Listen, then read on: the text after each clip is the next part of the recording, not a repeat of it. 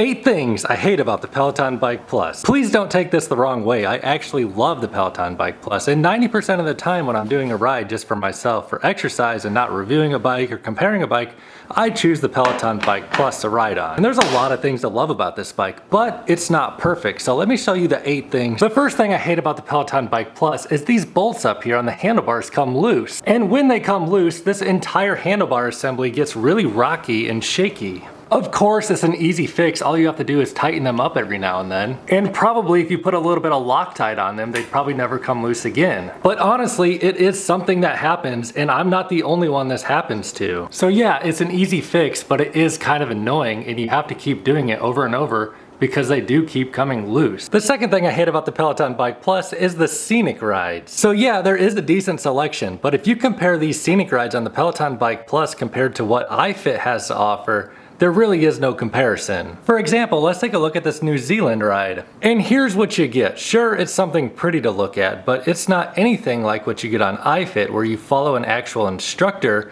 and have an instructor-led class.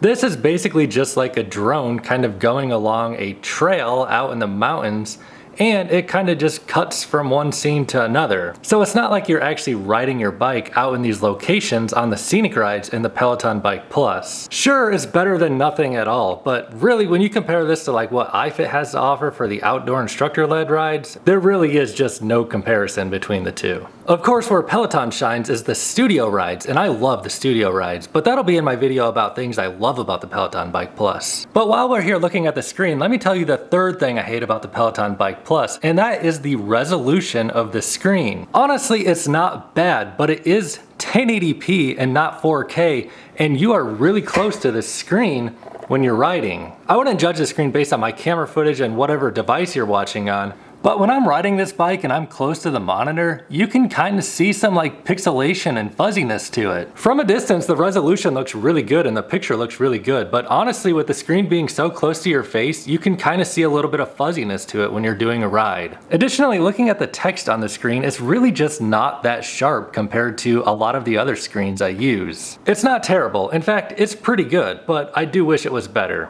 Number 4 on the list is the handlebars do not go forwards and backwards. Of course, this bike does have great adjustability. There are micro adjustments for raising and lowering the seat and moving the seat forwards and backwards, but ultimately, the Peloton Bike Plus is only 3-way adjustable. In comparison, here's a bike I bought on Amazon for $600, and these handlebars do move forwards and backwards. And ultimately, the adjustability on the Peloton Bike Plus is pretty good, but really to get yourself dialed in for that perfect riding position, it'd be great if those handlebars would move forwards and backwards. Number 5 is the volume adjustments. Over on the right side, as I adjust the volume with the big rocker buttons, the volume jumps quite a bit for each time I press the button. Additionally, there really is no option to turn off the music in these rides. Basically, you can either choose to add more instructor voice or more music voice, or like that 50-50 balance that's standard. But there is no way to completely turn off the music and only listen to the instructor if you want to listen to your own music. Number 6 is the stock pedals that come on the bike. These pedals were incredibly difficult to clip in and clip out of.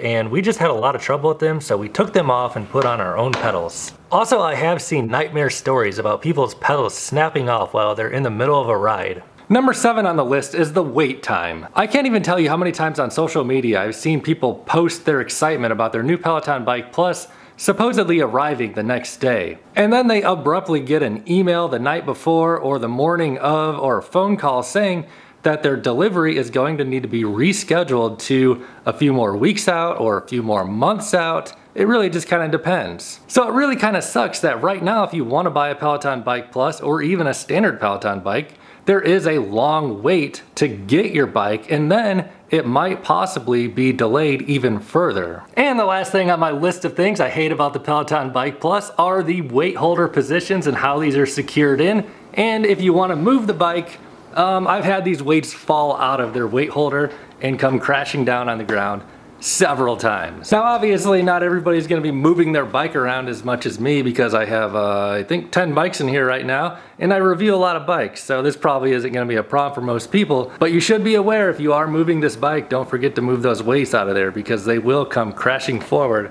down on the ground and they might hit the frame. So that is the 8 things I hate about the Peloton Bike Plus, but of course I actually love the Peloton Bike Plus, and this is one of my favorite bikes, if not my favorite bike out of the bunch I have here. So I hope I didn't hurt anybody's feelings talking about the things that I dislike about the Peloton Bike Plus. If you want to see the things that I love about the Peloton Bike Plus, be sure to click that subscribe button and turn on notifications, and I'll see you in my next video.